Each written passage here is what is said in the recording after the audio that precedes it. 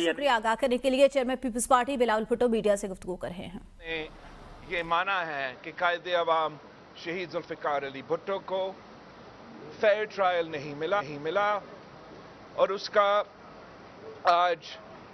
فیصلہ اس judicial reference میں جو پریزیڈنشل ریفرنس صدر زرداری نے عدالت کو بھیجا تھا، اس ریفرنس کے جواب میں عدالت نے یہ بات مانا ہے کہ قائد عوام کو فیئر ٹرائل نہیں ملا، اور اپنے ابتدائی کلمات میں جوڈیشری نے یہ واضح کہا کہ ہمیں اپنے ماضی کے غلطیوں کو درست کرنے کے لیے یہ فیصلہ سنا رہے ہیں، اور یہ ایک تاریخی جو قدم آج اٹھایا گیا. امید یہ ہے کہ 44 ایئرز کے بعد اب جبکہ تاریخ درست ہونے جا رہے ہیں، ہم انشاءاللہ تعالی جو پاکستان کا مستقبل ہے، جو پاکستان کی چاہے وہ اس عدالت کا، ہمارا جمہوریت کا،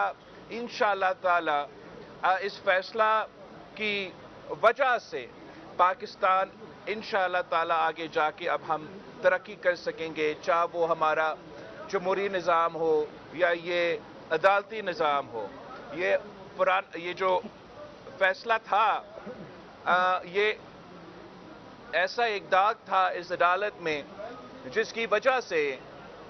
پاکستان کی عوام اس ادارہ سے جو انصاف کا امید ہونا چاہیے تھا، اس داغ کی وجہ سے بڑا مشکل تھا پاکستان کی عام آدمی کے لیے کہ وہ یہ سمجھے کہ ان کو اس ادارہ سے انصاف ملے گا.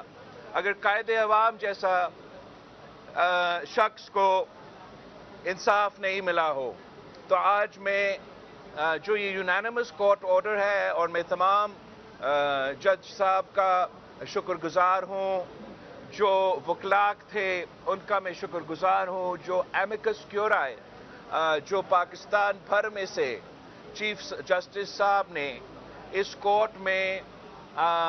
ریکویسٹ کیا ان کا اسسٹنس کا، اور جس طریقے سے انہوں نے قائد عوام شہید ذوالفقار علی بھٹو کا مقدمہ لڑا، میں ان کا شکر گزار ہوں. اور انشاءاللہ تعالی اس فیصلہ کے بعد ہم امید رکھتے ہیں